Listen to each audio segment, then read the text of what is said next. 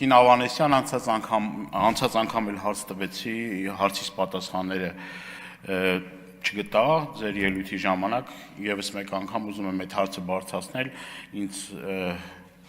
շատ մարդիկ են դիմել, որոնք որ զբաղվում են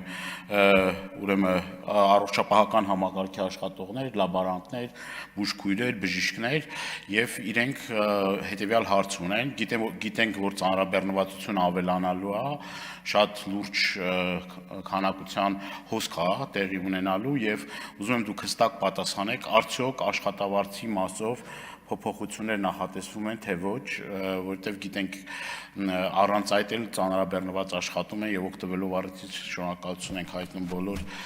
այդ մարդկանց, որոնք որ այդ համակարգում աշխատում են եւ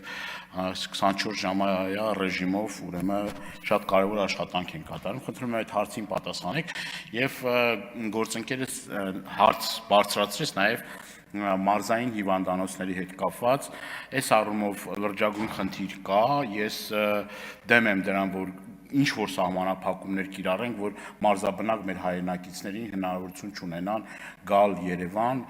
թե նախնական, թե ընդհանրապես։ Այսինքն այդ մարդիկ ստիպված են մարզերից գալիս Երևան քաղաք բուժօգնություն ստանալու։ Լավ օրից չէ, որ այդ մարդիկ գալիս են։ Ունենք որակի լուրջ խնդիր։ Ամենայն հարգանքում, ճիշտ է, ամեն հիվանդանոցում, մարզային ամեն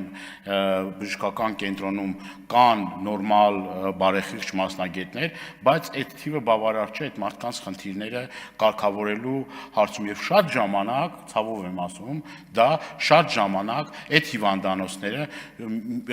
հիվանդանոցներ են գնում ընդամենը ուղեգիր գրելու, որ իրենց հետագա առողջական խնդիրները փորձեն լուծեն Երևան քաղաքում։ Այսինքն